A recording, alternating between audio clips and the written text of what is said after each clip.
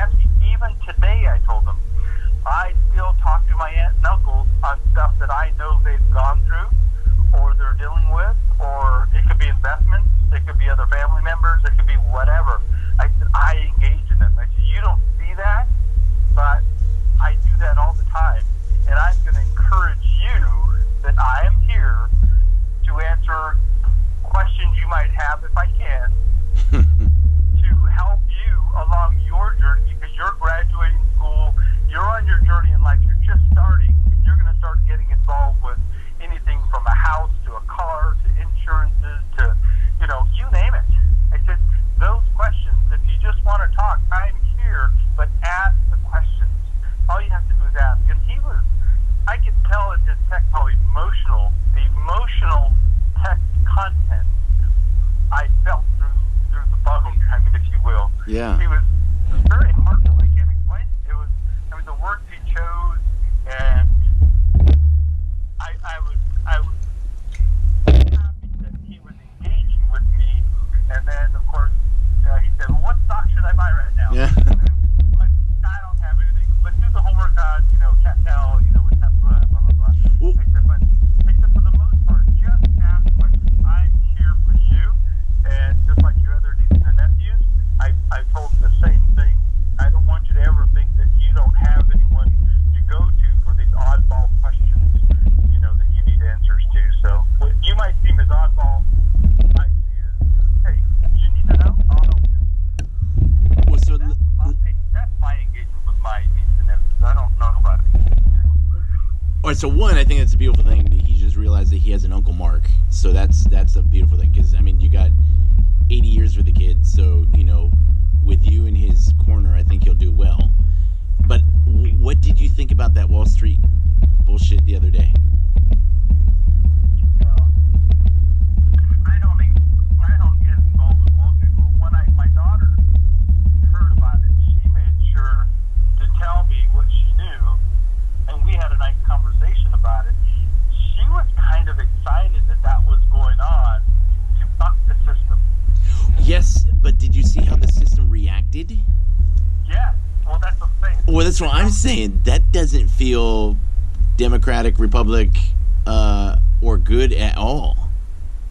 Yeah, so when you have people in power and you disturb their little world that they control, that's what they didn't like, of course, like anything else.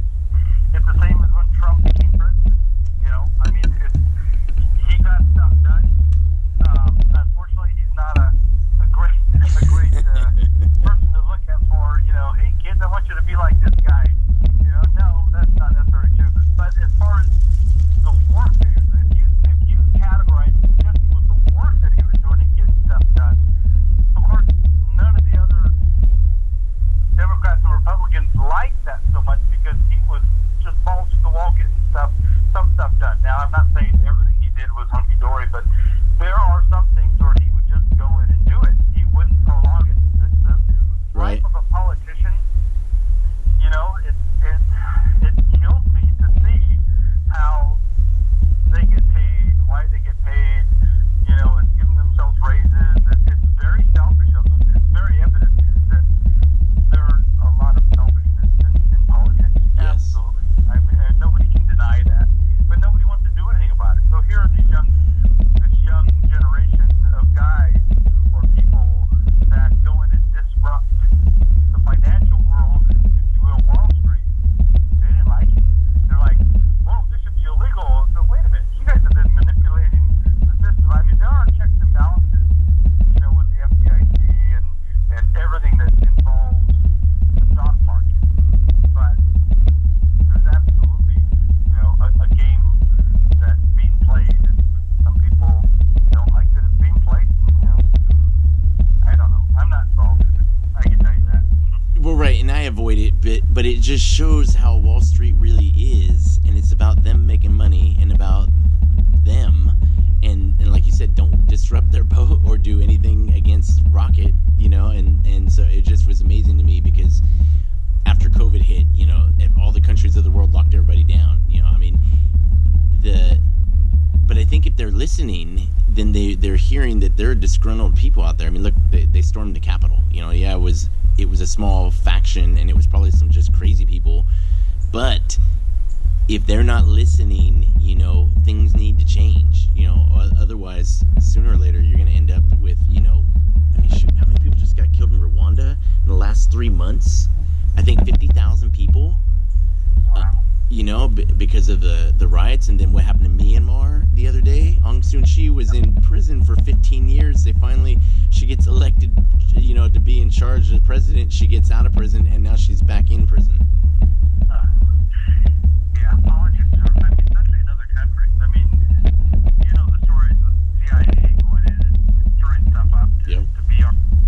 That, I mean, people don't realize historically how often and how much that happened, and you know why Saddam wasn't, you know, taken the first version of the war, you know, because it was set the balance. His son Uday was worse than he was. And, I mean, those kind of things people just don't think about necessarily, but there's horror in the world, as we know, you know, first and different times, and people just don't look outside their world and see, well, how could I help in any way, shape, or form to make this better? Yeah. I mean, I don't know. I was just reading about, what do you think about the Alaska pipeline?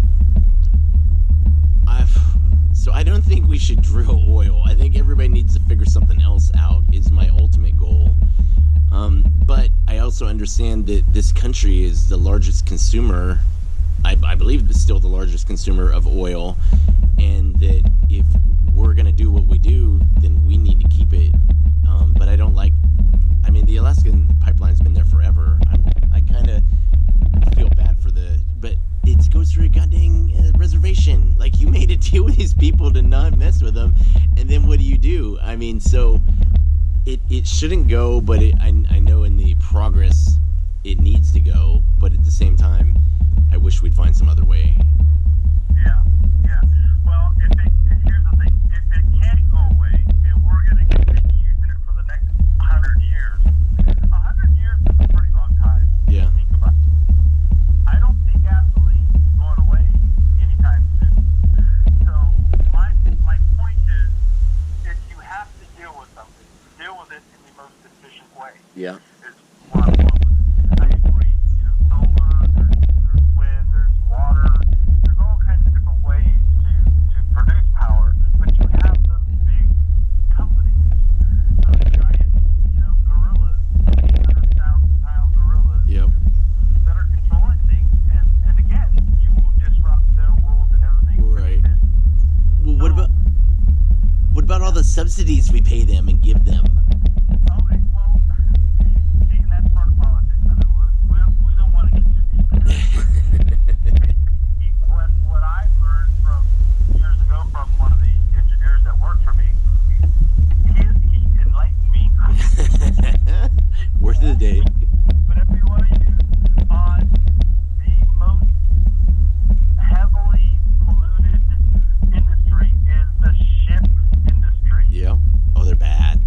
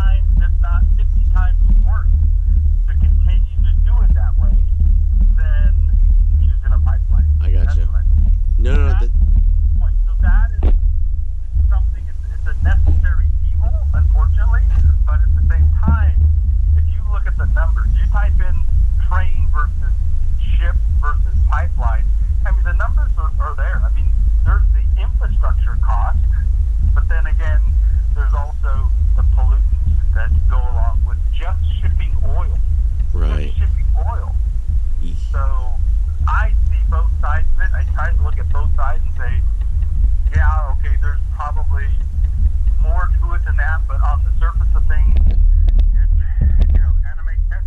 It's like you not having water at your house and somebody driving to give you water every day, polluting the air to give you water, as opposed to digging pipes through all the land and giving everyone water through pipes. That's a very good point. I was going to add, Volkswagen next year is actually going all electrical. Yeah, that's what they said. So one of the things that I touch upon also is, do you know what it takes to make a battery? I know there's a lot of things involved that are like the sludge, not good byproducts. Yeah, the mining, the sludge, all that pollution, all of that makes battery technology available and better and all that.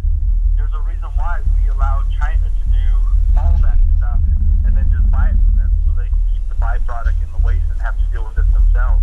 Oh, So wow. there's a response to that, but I mean, we're involved with it now, and everyone says, oh, it's, even our industry, it's greener. Well, it is on the surface of things, but getting to that point, the amount of effort and money and waste that it takes to build that technology, that's there too that nobody talks about. That's underneath the iceberg. And now you have enlightened me. So I'm not saying it at all that it's bad, but at the same time, I don't know the numbers at the end of the day. If you look at 100 years going the same way we are, and you extrapolate the numbers, Right. what do they look like? Everyone's spinning their own story for now. It's like smoking. Smoking was good for you. Doctors promoted smoking, early on. No, it's good for you. And then we find out later, oh, it's horrible. It's the worst thing you can do. It's all about the dollars. And you're totally correct in that this spin that is the news that we live in is crazy. And I'll give you an example. So last week, the Democrats were on the TV talking about how this has ruined the Democratic Party forever, that it's downhill from here. Oh my God, life is over. All right. I just switched over to Fox News, and there's a lead Republican on there talking about how this has just ruined everything for the Republicans for the next 100 years. Life is over as we know it. And there wasn't really an event other than just everything that's been going on in the government and everything for the last couple weeks. But they just were both spinning it like, woe is me, it's horrible. And I was like, that proves that none of this is real. We are watching a daytime soap opera. Everybody got addicted to Santa Barbara and Days of Our Lives, so they've turned the entire world into it. That's why they get rid of Hollywood, because they were onto it. They were making too many movies that were telling the truth. So now, I was running with it. But I was so I was like, it's over. This is done. Like, none of it's real. There's no real news. None of the things that they're arguing about. They're trying to figure out what to do with Trump. Let him go. Leave it alone. Let's move on and let's fix the problems we got now. Yeah. Before, when the 4 years he was in, it was all about, from day one, let's get him out. He's horrible, blah, blah, blah. That was their mission. And now that it's over and they won, it's like, oh, let's just forget about it. We have someone in place now and he's going to do, it's like we're 3 years old. But, the sad part is, when did you realize that news was out of control and not news anymore? And there was a point in your life, Mike, Yes. that you started paying attention to news and started realizing, wait a minute, there's two sides to this story. Or you didn't see the division necessarily between the different lettered news organizations. You know what I mean? I know exactly what you mean. So I can't pinpoint it, but I mean, there was definitely... I can. All right. So I grew up in the 80s. My father watched the nightly news. He watched the local. He watched national, and then maybe a little bit catch the end of Peter Jennings or something. And Tom Brokaw, like all those guys. So Dan Rather, he didn't like Dan Rather, but he watched him because he was still angry at Dan Rather for the Vietnam War comment. But so I grew up watching Beirut, Panama, Iraq, Iran, with their wars going on, like all that stuff, and just being like, holy moly, you know. Meanwhile, I live in California in a farming community near the beach. You know, life's not bad, but I see on the news, I'm like, holy moly, the world's crazy. You know, and then 9/11 happens, and I watched a full month, because Christopher was born on 10/11, and so I watched a full month of news of just like, oh my God, like we're the world is over. Like, how am I bringing a kid into this? Holy shit, what did I do, right? And then I end up in Afghanistan, and I just start seeing things and seeing the way. I've been to the Philippines, I've been to Africa, I've seen how openly corrupt they used to be, and the government here used to be. They were close. They weren't overt with their corruption. They kept it down low. And then I started noticing about 2005, 2006 that the corruption was open. You just had to look at it. And by the time we got to Trump, just the way everybody treats everybody and the way that they just talk, it's like, I don't trust any of you. So 2005 and 2006, I'm listening to an NPR interview, and NPR to me used to always be in the middle. I mean, you know, they could lean a little bit more left but they were right in the middle. And 2005, 2006, god dang, NPR started more leaning left. And I'm like, what? I'm like, you're supposed to be fair and balanced. You know, what happened? And that's when I saw it change. That, you know, the man, don't pay any attention to the dude in the green pulling the levers and stuff. I mean, it's all